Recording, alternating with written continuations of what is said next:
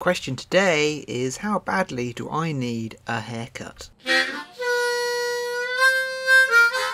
I just did a whole video about that, just me getting distracted by my own scruffy image. Now the real question today is, am I being a gatekeeping, neck-bearded asshole? I want to voice my opinions on role-playing games and D&D in particular in a constructive manner, but it is tricky when I have very strong opinions that a significant amount of the community would disagree with. Because whilst I am here to talk about what I think the problems with the game are and how the game should be run, I do appreciate that not everyone can do what I can do. Similarly, not I can't do what other people can do. This is kind of sparked because I'm running games through Start Playing, as you may have seen me talk about before.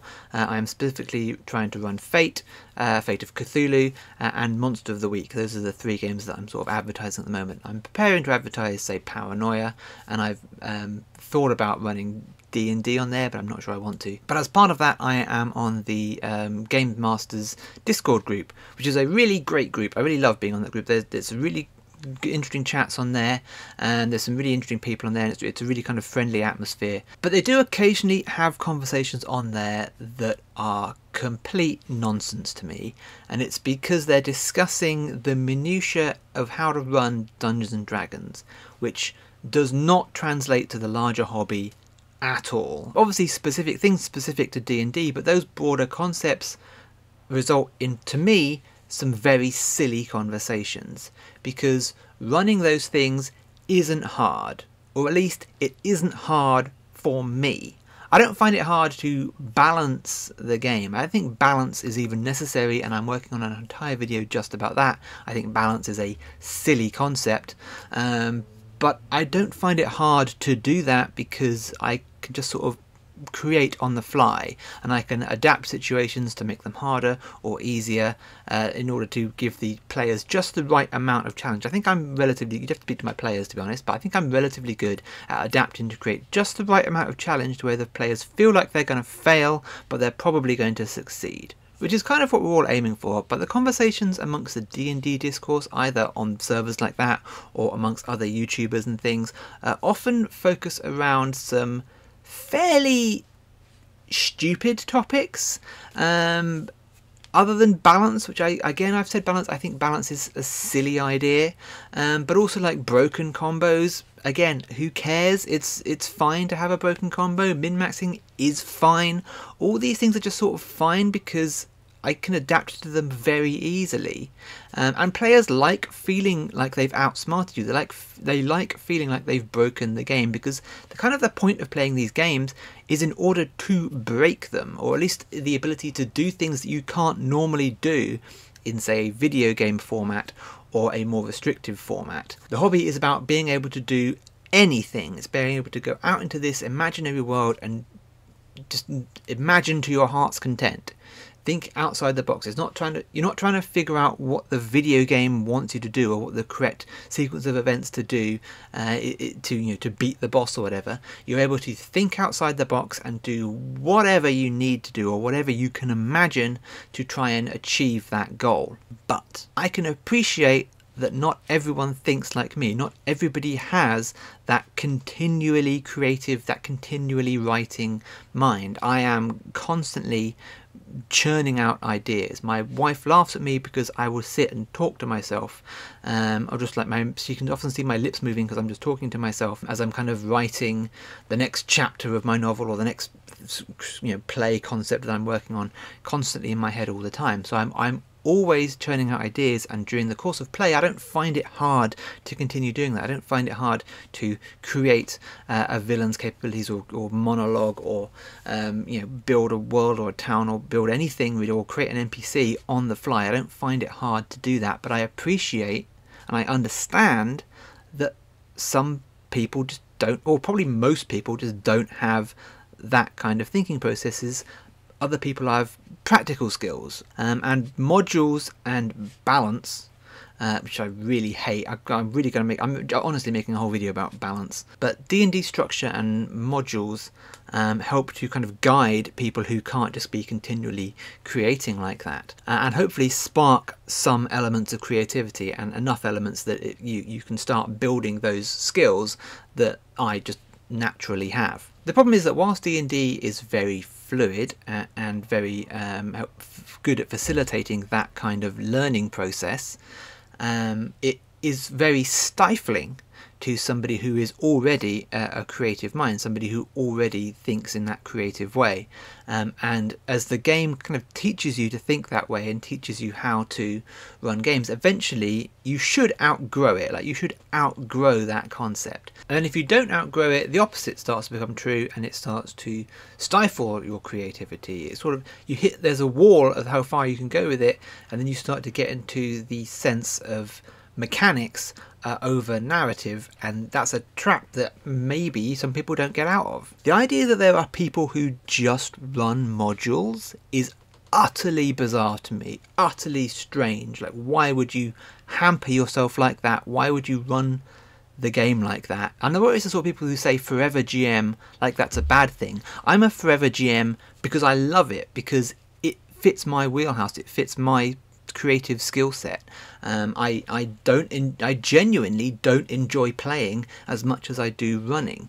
That just is the case. If you enjoy playing more than running, and you specifically just run modules, then yeah, I can see how you'd get stuck as the forever GM, as the person who's just prepared to do the unfun part of the game. But running the games is more fun for me. It's more fun than playing. So D&D is a good game for getting you into the hobby. It's simplistic approach, or at least its comprehensive approach to how these games work, is very adaptive and very comforting. It's very what's the word? Supportive, I guess. Supportive is it. It's very supportive of being able to run games without actually necessarily being creative enough to run games in the larger hobby. I feel like I'm being insulting. I feel like I'm being mean here, but I'm not intending it that way. I'm saying that D&D is a good learning tool for how to kind of get that more creative mindset. So when I complain about D&D, I'm not saying that you can't tell a story in D&D, that it's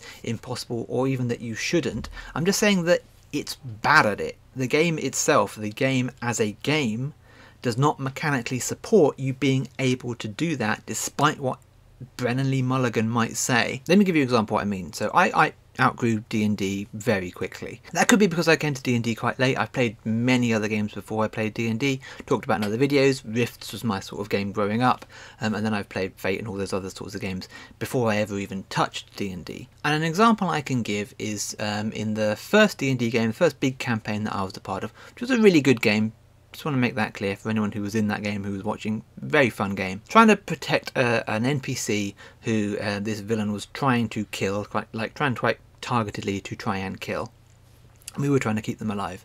And I said that on my turn, I did my thing, and I finished my turn. I was going to say I'm going to stand in front of them. I'm going to stand between them and this enemy to try and protect them. And then it came to the enemy's turn, and that did absolutely nothing whatsoever. The enemy just went round me and just stabbed up the person we were trying to protect. I was trying to stand, I'm going to take their blows for this person. Now you might disagree with how that was run, but the DM didn't really have a choice. That's just mechanically how the game works. My stance to be like, hey, come and get me, or I'm going to try and protect this person, was sort of nothing. Just mechanically it doesn't do anything. It was nice flavour, and I was very stalwart and kind of being heroic about it, but it's just nothing. More importantly, the fighter class has skills specifically designed to do that. Skills designed to tempt enemies to attack them instead, or skills designed to swap places with people. Skills designed to be protective. So if the DM had allowed me to do that without having any of those skills, it would have basically neutralised that fighter class, I think the battle master class. It would have neutralised all those abilities that are mechanically within the game. But I remember thinking it was kind of lame that it didn't, and that's because D&D didn't allow for it. And I think playing systems that have much looser rules, much looser rules, and facilitate the role-play element of the hobby, the social element of the hobby, will benefit you greatly. And you probably already know, if you're watching this, you probably already know if that appeals. If you run a mechanics-laden dungeon crawly game, great. Do that, that's fine. I'm not against that at all. That can be fun. If that's the kind of game you want to run, do that. But if you run a social interaction heavy game and you feel like half your character's abilities are never used and the other half are barely used, then you maybe should be running something else or should be playing something else, just because you're not experiencing the game to its fullest. I just want to interject while I'm editing here because I genuinely waffle on for another 20 minutes and I don't think I actually made my point very well, so I'm just going to cut it down into this. What I'm trying to get at is that a lot of these conversations around power creep and min-maxing and balance, the answer, they all have the exact same answer to me, and that answer is just make something up.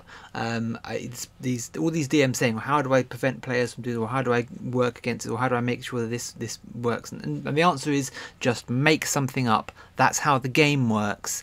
You're not, one player being more powerful than the other is a problem if you're playing Warhammer, but you're not playing Warhammer, you're playing a role-playing game. Just make something up to restructure and rebalance the game. If things are too easy, just make them slightly harder. If things are too hard, just make them slightly easy. If players want to do something fun, just let them do something fun, and just roll with the punches. That's kind of the answer to me to a lot of these questions. And I understand that some people might not be as comfortable doing that, but so much of this advice is about trying to force this creativity into the mechanics when really you should be abandoning the mechanics in favour of the creativity. And also some of these questions are, how do I stop my players having fun? How do I, should I ban this race because it's too powerful? Should I try and avoid this combo? How do I counteract, players being able to do this? You're just asking, how do you stop your players from doing the things they want to do?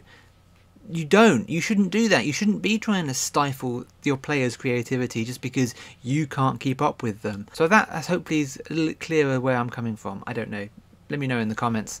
And I'm going to get into some more specifics on this. Like I said, I'm working on a video about balance because I just fundamentally hate the concept of balance. So we will work on that. But yeah, I wanted to make a quick video because I haven't made a video blog in a little while, and I wanted to get this one out there. Yeah, so like and subscribe if you liked this, and hit the bell for notifications, so you can see all the things. It all helps the little algorithm for my little YouTube channel, because I'm only a small YouTuber. So yeah, it all helps me to kind of get through the algorithm and into people's faces. Check out all my other videos for more like RPG takes and some actual play stuff that we've done, more gaming stuff coming up soon. I'm going to start doing more like little skits and short films and things. You can see some bits on my TikTok, which again I should link below. There's links for everything below. If you want to support this channel, we've got a Ko-fi support page. That is how it said. I've seen them say on Twitter, it said Ko-fi to rhyme with no fee. So yes, Ko-fi, that link below. My Discord server, that will be linked below. I'm running games on Start Playing. As I said, if you want to play Fate or Monsters of the Week, those are the ones I'm advertising at the moment. Play a game that run by me.